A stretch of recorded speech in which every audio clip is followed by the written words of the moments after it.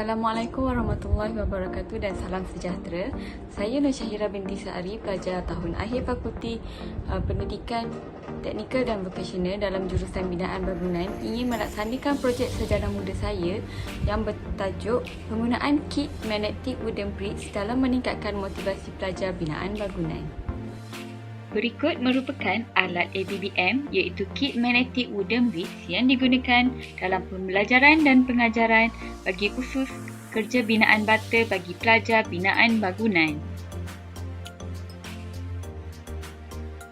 Baiklah, seterusnya saya akan menerangkan mengenai penggunaan kit ABBM ini.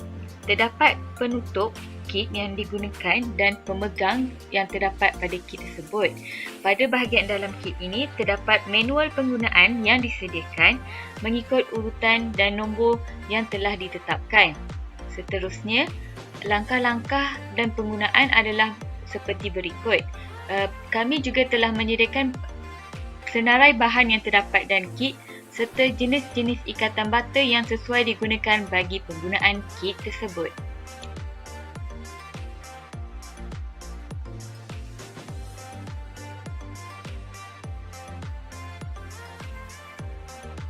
Seterusnya adalah peralatan yang terdapat dalam kit ini. Yang pertama adalah papan putih magnetik sebagai penghadang sekiranya tidak terdapat papan putih dalam bilik darjah ataupun kawasan yang digunakan.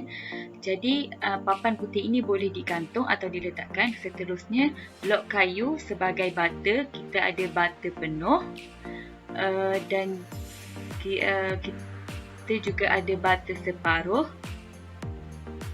serta bata suku. Semua jenis blok kayu ini dilengkapkan dengan magnet di bawah agar dapat dilekatkan pada papan putih magnetik.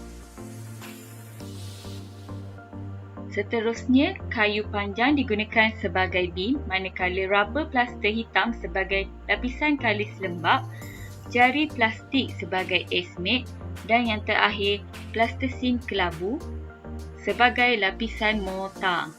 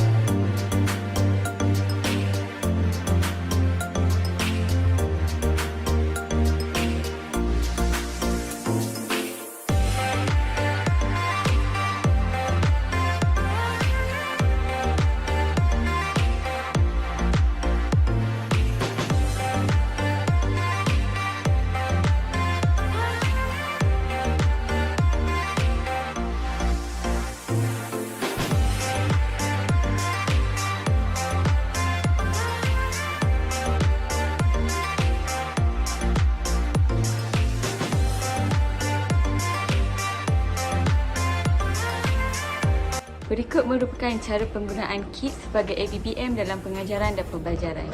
Sekian, terima kasih.